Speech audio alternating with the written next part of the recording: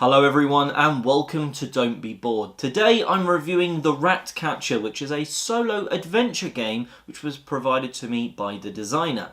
Now, let's put into context firstly here, I'm not a traditional solo gamer. While I will play some, I don't play many games solo. So you're going to get pros and cons from my point of view. And that might then mean some of the pros and cons that I give, well, maybe they do or don't matter to you, to hopefully give you an idea of if the game is for you.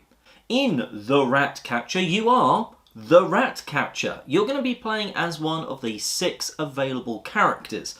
They've all got slightly different abilities, movement values, and traps. You're going to be exploring an expanding town in the search for this sort of magical blue cheese. Of course, the rats in the Ratcatcher are also kind of after the same stuff. There's a nemesis rat, which is basically the big bad guy, or big bad rat in this case, that you've got to maybe take down, because you are trying to either take the nemesis rat down or collect 10 magic cheese. Once you've set up the initial town, you're going to see some cheese and a load of rats. Now, to hopefully help you out, you've got some things you can do on your turn. You've got a set number of movement points, and that can be increased, and you're going to use that to spend to move towards, hopefully, some blue cheese. If you move through certain rats, the brown ones, they're going to try and take a bite at you. But early on, that's not too much of a problem. Maybe you'll lose a bit of health, maybe you won't. Well, when you're on a space with some rats, why don't you attack them? You've got a certain set number of attack dice, and each character is going to be slightly different. When attacking, you'll be trying to get a certain accuracy value. So maybe yours on a d6 is to roll 4 or higher. So you choose the number of attack dice that you're going to be using, roll them, and see if there's any hits, allowing you to capture the rats in your zone. Now, not every rat can just be captured. Some of the black rats are a bit sturdier, have basically a defense. But if you roll a 6, it's like a critical hit, and you can take them down with just 1. The normal white and brown rats, though, they just take 1 hit to remove, and they're going to be put into this talisman box. We'll come back to that in a minute. Another thing you can spend your movement points on are to put traps out, and well, this is kind of one of the biggest areas that the different rat catchers can vary, because they've all got their own unique trap that has a special ability. But often you're throwing it one space away or something like that, and then when it's been their turn, we'll come on to that in a second, it's going to activate and hopefully capture a load of rats for you that way. Again, removing them from the board. So on your turn, hopefully you've moved, killed some rats, deployed some traps, and maybe even picked up a bit of that magical cheese. Then it's onto the rats. They're going to move down in a specific order, so the nemesis, then any of these peculiar rats, which are basically like mini bosses, but not quite that strong, then the black ones, the brown ones, and the white rats. So as they've all moved and they're going to go towards different things, the white and the black ones, for instance, are going towards cheese, while the brown ones are coming straight for you because they're trying to bite you and they've got more movement. Once they've all moved, then your traps will trigger, and also they might be dealing you some damage. Unfortunately, at this point, more rats are going to spawn, and there's also an expansion part. Effectively, if there's less than 2 cheese available in the town, well, it'll expand. You're going to turn the top card from the deck over, and that's maybe going to be spawning some hopefully cheese and blue rats, more rats, and blue cheese. Once the rats have had their turn, it's back to the Ratcatcher, and so on. And that's the way the game goes, back and forth between the 2 sides, you having a turn, then the rats having a turn, until you've won, which is you've collected 10 magical cheese or defeated the nemesis rat, or you lose by dying or them capturing 10 magical cheese. And, well, that's how you play the Ratcatcher, roughly. Obviously, different nemesis rats are going to change things up. There is, I did briefly mention it, the talisman box. Effectively on your turn, you can cash in the captured rats for health or extra movement or an extra attack dice, different things like that. That's pretty cool. There is peculiar rats, which just spice things up a little bit, and well, every time you build the map, it's going to be generated a little bit differently. So where best to start with the Ratcatcher? Unfortunately, it's going to be starting off with the rule book, because when you're learning a game, that's the first thing. That's what happens before you even get it to the table. And, well, it could be a little bit better. I found going through, there was a few times where I really had to reread a section multiple times, or even revisit it when playing, just to make sure that I was doing it in the right order and different things like that. Yes, there's some example pictures, but I wish some of those example pictures had text alongside them, just to make it sort of, I knew that is 100% what I'm supposed to be doing. Once you've played a full sort of game of the Ratcatcher, I think most of it pretty much makes sense, but there could have maybe been some tutorial cards. There are very helpful reminder cards. They're really a very useful thing, certainly in that first game. They were directly in front of me, and they needed to be, almost. Just to make sure I'm doing everything in the right order, moving the rats in the right order, moving them to where they should, etc. So those parts were really good. I just wished that the rule book had it had some example pictures. I wish they were a bit more definitive in terms of this is what is happening here, this is right, this is wrong.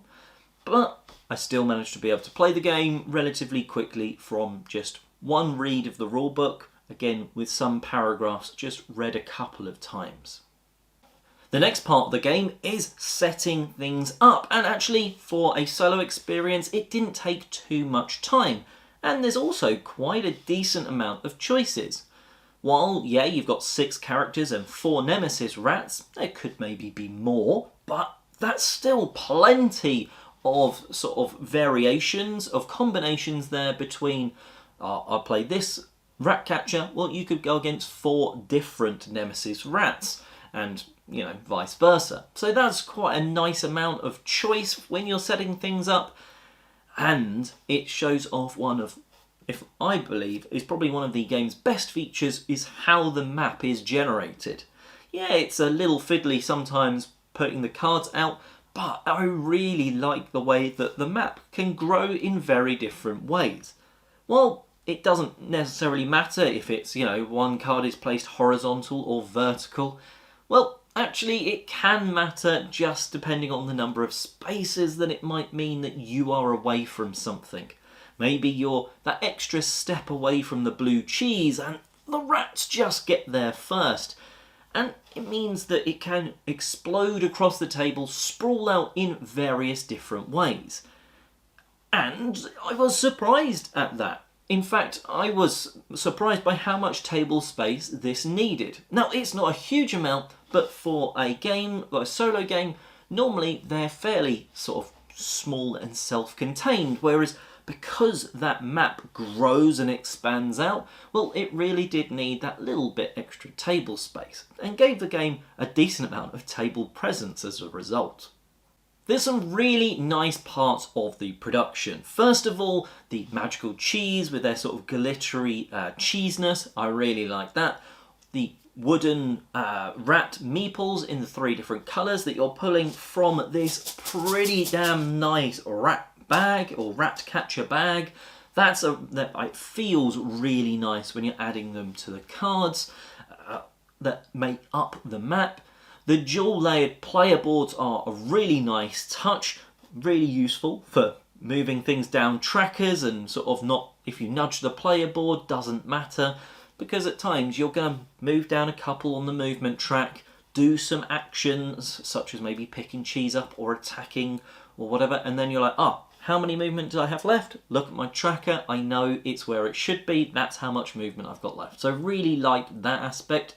There is one part which is both really good but not for your first play, is that your trap ability section is sort of part of that dual layer. For subsequent plays, really good that you can put your trap tokens just in there and it keeps them there. For your first play, unfortunately, your trap tokens then sit on top of your ability, so you actually have to remove them to read it. Normally, though, you're just deploying them, and then you can actually see what it says. But it's just an odd one for that first game. It was like, oh, what does my trap do? Oh, right, that's what it does. I have to lift these tokens off. So for the first game, I actually kept them at the side rather than using the dual layered sort of bit of the board for them. But again, more plays, you're going to know what that power is, so you can store them there nicely. As I alluded to at the start, I am not really a solo gamer. So what can I relate this to? Well, it kind of feels, and we'll come back to theming in a minute, it feels a little bit like a Zombicide experience. You are rolling a lot of dice, hoping to get over a certain number to hit, or in this case, trap the rats. You are able, in some cases, to do something at range, throw that trap out and roll, again, a load of dice. You got this horde of rats coming at you of different types. Some that move faster, some that move slower, but you need to do a little bit of extra damage to, etc. So there's definite some sort of similarities there, and that's actually what kind of attracted the Ratcatcher to me as a game. And it does pretty much feel like that in a cool, thematically twisted way. You are going round catching these rats, and that is something so peculiar and cool and different. It's not just another zombie game, it's not just another space game. How many games are there out there with this unique of a theme? I can't think really of any other that have rats, other than, I think there's one that's like rats, first rat to the moon, and that's nothing like sort of almost this grimy town with rats and magical cheese. It just feels different, and the artwork really brings that sort of grimy town to life in a very cool way. Personally, I don't like having too much admin in my board games, and the Ratcatcher does have a good chunk of it. When it is the rat's turn, there's a lot of rats to be moving, some of them moving in towards you, some towards cheese, and things you need to remember there. Now, you can do it fairly quickly in this, because those wooden rat meeples are different colours. There's not really anything you need to do other than glance at the board and go, right, all of the white ones need to move towards cheese. Right, there, and there. So it's quite quick, but there is certainly amount of admin that you're doing to sort of be the rats when it's their turn. You're not really having to make too many choices for them, though. It's quite an easy system, like I was saying. But some people aren't going to like the sort of that amount of admin. I'm not normally a huge fan of it, and it was on the cusp for me. Others, I think, enjoy sort of the puzzles so much that they don't see it as admin of moving the opponents for you. I like maybe a little bit more of a simplified autonomous system rather than a lot of moving parts. But you couldn't really do this as without that horde of rats. It wouldn't feel the same if it was only 3 or 4 rats moving. Often it's 3 or 4 white rats, 3 or 4 brown rats, 3 or 4 black rats moving before you get the peculiar ones or the nemesis rat. So while there's admin in this that's not my favourite, you couldn't do this experience without that. And I think that kind of makes up for it a little bit, but just take that as a note and you'll know where you sit on that for how much you want to put into a game to get that puzzly solo experience out of it. One cool aspect of the Ratcatcher is that as you play, you level up. Now, it's easy to lose and die quite quickly if you do things wrong, but as you sort of progress, and yes, peculiar rats come out, adding a challenge, and then the nemesis comes out, adding a lot more challenge, but there are times where actually you feel stronger, and that's because as you collect cheese, you're going to use it to unlock things. You could perhaps use your cheese to make your movement more on a turn. Maybe you could upgrade your attack, so when you're rolling, instead of 4s, it's a 3 that you've got to roll to hit.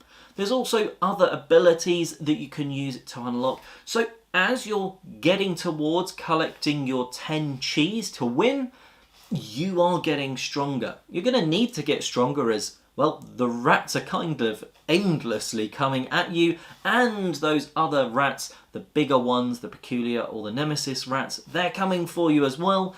But there's some good choice there of when do I go for movement? Do I not go for movement but make it just so I'm bigger and badder?